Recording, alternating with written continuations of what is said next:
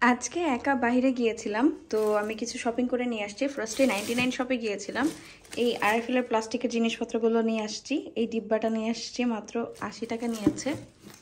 এটাতে দুধ, চিনি এসব কিছু রাখা যাবে আর কি, স্পুন আছে যেহেতু।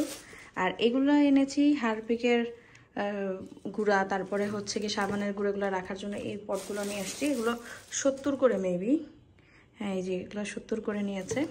আরএফএলের প্লাস্টিক খুব ভালো, এর জন্য এগুলাই এনেছি। 3টা এনেছি এরকম।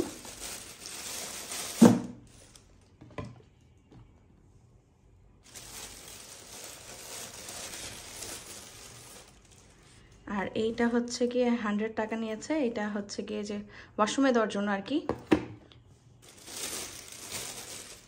আর এই হচ্ছে গিয়ে মোড়া, এটা বাথরুমের জন্য এনেছি। বাথরুমে বাবুদেরকে গোসল করাবো, এখন থেকে উপরেই চিন্তা করেছি সকাল সকাল গোসল করিয়ে দিবে জন্য এই বোলটাও নিয়ে আসছি আরএফএল থেকে। আর এটা হচ্ছে আমার গ্রসারি শপিং। সকালবেলা ফজরের সময় উঠে একটু কফি খাওয়ার জন্য নিয়ে আসছি।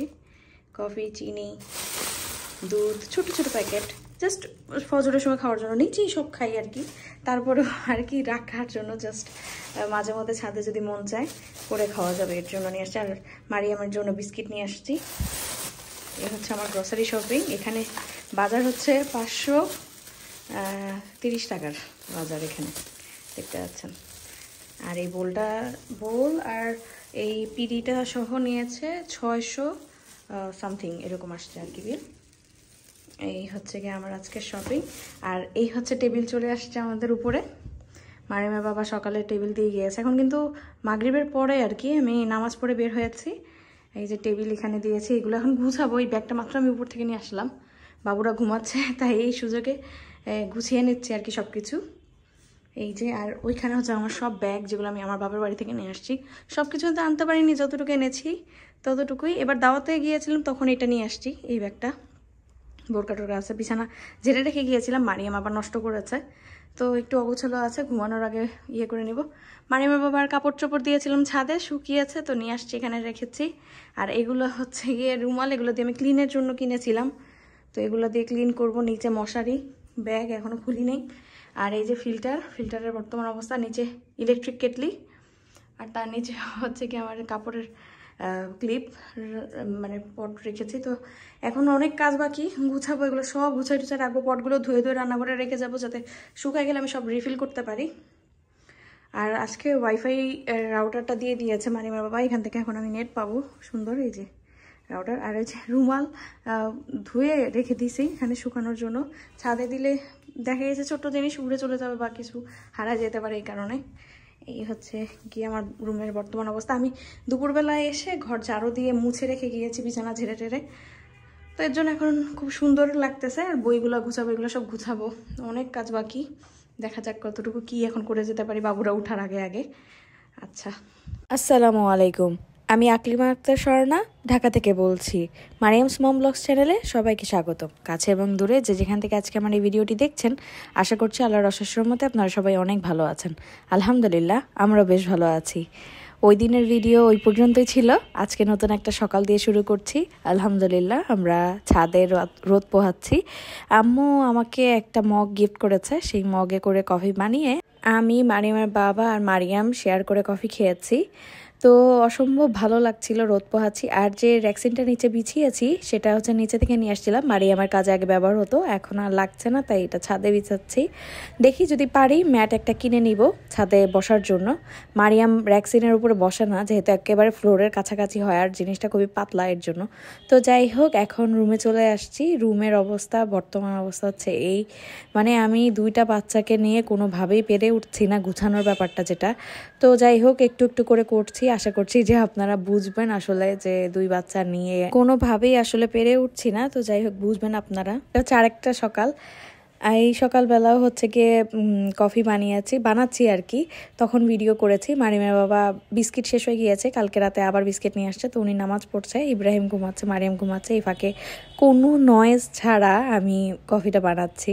তো যাই হোক, আমি জানি না এখন আপনি আমার ভিডিওটি দেখছেন কিনা। যদি ভিডিওটি দেখে থাকেন আর ভিডিওটি যদি একটু হলেও ভালো লেগে থাকে, তাহলে প্লিজ ভিডিওটিতে একটি লাইক দিতে ভুলবেন না। আপনি যদি আমার চ্যানেলে নতুন হয়ে থাকেন আর এখনও যদি আমার চ্যানেলটি সাবস্ক্রাইব না করে থাকেন তাহলে অনুরোধ রইল প্লিজ আমার চ্যানেলটি সাবস্ক্রাইব করে নেবেন। আপনি চাইলে আমাকে ফেসবুক এবং ইনস্টাগ্রামে ফলো করতে পারেন। আর এই সব কিছু যদি অলরেডি করে থেকে থাকেন আপনাকে জানাচ্ছি অসংখ্য ধন্যবাদ। কালকে রাত 12টা বাজে আমাদের আলমারি আসছে, এই যে দেখতে পাচ্ছেন আলমারি।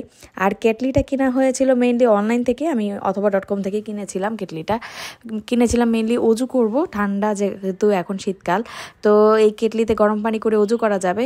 এখন তো দেখছি যে কফি বানানোর কাজেও আসছে। চুলা কিনেছি ঠিকই, কিন্তু গ্যাস সিলিন্ডার কিনা লাগবে। এখানে আর মানে গ্যাসের ডিরেক্ট লাইন নেই যেহেতু ছাদের রুম। মেইনলি এটা আসলে অ্যাপার্টমেন্টে করা হয়েছিল হচ্ছে গিয়ে কোনো প্রোগ্রাম করার জন্য, তারপর এটা আর কি ভাড়া দেয়। আর সর্বশেষ সংযোজন হচ্ছে রান্নাঘরটা।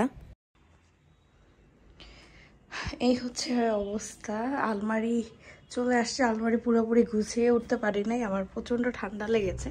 তো আমি জাস্ট আমার আলমারিটা দেখাই। 3 পার্টের আলমারি। এটা হচ্ছে মারিমার বাবার সাইড, এইরকম এখানে হ্যাঙ্গার আছে। আর এখানে আমি আমার ব্যাগগুলো রেখেছি, খালি ব্যাগগুলো ট্রাভেল করতে যে ব্যাগগুলো লাগে আর কি। আর এইখানে হচ্ছে মশারি। এই সাইডটা মারিমার বাবাকে দিয়েছি, এই সাইডটা আমার বাচ্চাদের জন্য। এখানে হচ্ছে আমার সব প্রোডাক্টগুলো রেখেছি বিজনেসের। আর এইটা হচ্ছে কসমেটিক্স রাখবো, যেহেতু আপাতত আমাদের ড্রেসিং টেবিল নাই, তো এইখানে হচ্ছে গিয়ে সেগুলো রাখবো, আমার ট্রাইপড।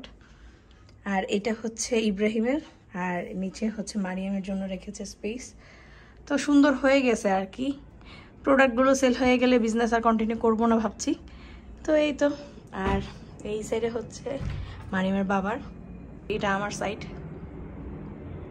এই যে ব্যাগ রেখেছি, ড্রয়ার পুরোপুরি খোলা যায় না, এই এতটুকু আটকে থাকে। 2টা সাইড খোলা যায়, জাস্ট এই সাইডটাই খোলা যায় না। তো এতটুকুই আমার কাজ হয়ে যাবে আর কি।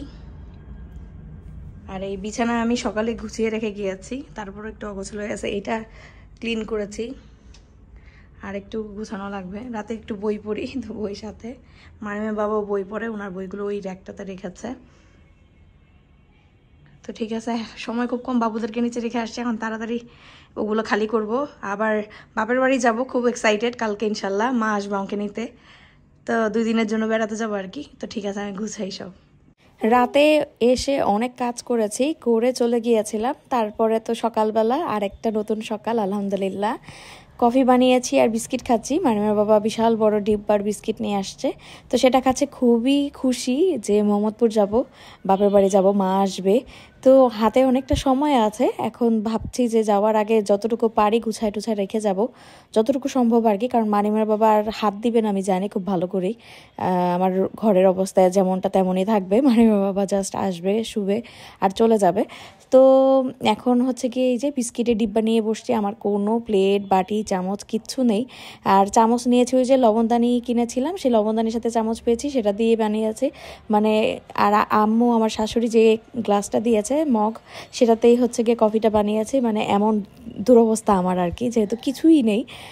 তো যাই হোক, এখন আর কি করার, কফি খেতে খেতে এখন চলে আসছি ছাদে, ইব্রাহিমকে সাথে করে রোদ পোহাচ্ছি। মারিয়াম এখনও ঘুমাচ্ছে।